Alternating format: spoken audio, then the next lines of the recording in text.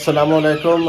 हाँ जी मिठियों, की हाल ने? ठीक हो मिठियों? अज मैं एक बार फिर हसन जरी फार्म जलालपुर भट्टियां ते मौजूद हाँ। अज तुहानू अगे एक मशीन विखाई है मुख्तलिफ चीज़ों के नाल अज असीं बनाते एक मुर्गी फार्म ते मौजूद हाँ। उन्हें अपने मुर्गी फार्म के दूसरा डिजिटल जोड़ा एक फार्म होंगे उस तरह नहीं, उन्हें घरेलू जिस तरह मुर्गियाँ देसी मुर्गियाँ उन्हें पाइया ने। मेरे पीछे तुम वेंदे पे ये सारिया देसी मुर्गियाँ ने। साढ़े नाल जी उन्होंने एक डॉक्टर है जो उन्होंने जी देखभाल करता है भाई भी साढ़े मौजूद ने, साढ़े नाल मौजूद है। असीं इन्हां इस हवाले नाल गुफ्तगू करने। जी अस्सलाम वालेकुम। वालेकुम की हाल है? ठीक हो? तो की नाम है अपना? मेरा नाम आसिफ है जी। जी आसिफ, की हाल है? अल्हम्दुलिल्लाह, दुआवां शुक्र। अच्छा आसिफ अली, असीं वेंदे पे माशाअल्लाह चूचा किहड़ा मुर्गी ये तो सब देसी पाई है। पहले मैं एक बार तुहानू विखा लवां सारियां कि मेरे नाज़रीन वेंदे पे ने उन्होंने भी कितनी सारी जगह में कितना कुछ चूचा है या कितना कुछ ये ना मुर्गी पाई है। तकरीबन हुण 3 पा दा ये किहड़ा चूचा है ना ये हो गए तो इन्होंने असीं इस हवाले नाल गुफ्तगू करना। जी अस्सलाम वालेकुम। वालेकुम सलाम। हाँ जी आसिफ, की हाल है? ठीक जी हो? अल्हम्दुलिल्लाह। ये चूचे किन्ना दे ने? ये ना जी असी अपने एक ट्रायल लाने वास्ते ना जी ये चूजा लिया है। ये पूरी सारी डिवीजन च देसी प्योर देसी मुर्गी नहीं मिलेगी। अच्छा। इनकी अज उम्र तकरीबन 45 दिन है ते वजन। अच्छा ये चूचा जेड़ा 45 दिन का देखो लाजम तुसी ये चूचा पहले 45 दिन का तकरीबन ये हुण 3 पा दा ते अद्धे किलो का चूचा हो गया। जी हाँ जी 3 पा इनका वजन तकरीबन हो गया जी। 800 ग्राम तकरीबन अच्छा। 45 दिनों के विच।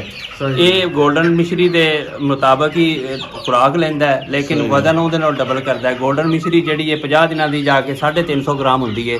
ਇਹ 45 ਦਿਨਾਂ ਦੇ ਵਿੱਚ 800 750 ग्राम ਇਹਦਾ ਵਜ਼ਨ ਹੋ ਗਿਆ ਸਹੀ। ਤੇ ਫਿਰ ਇਹਦੀ ਉਹਦੇ ਨਾਲ ਬਿਮਾਰੀ ਦੀ ਸ਼ਰਹ ਆਖ ਲਓ 0% ਹੈ।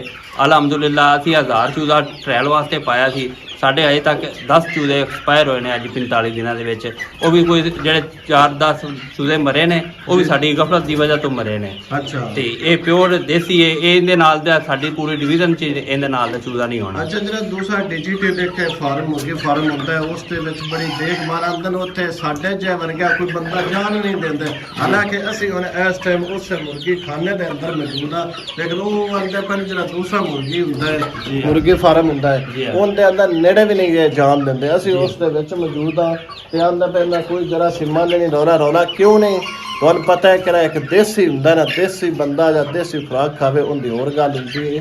तो दसते पर भी इन्हां दी शरह अमवात है वो भी इन्हां दी कम हुंदी है। 45 दिनां दे विच कोई अपनी गफलत दे विच कोई 9-10 चूजे उन्हां दे स्पेयर होए ने।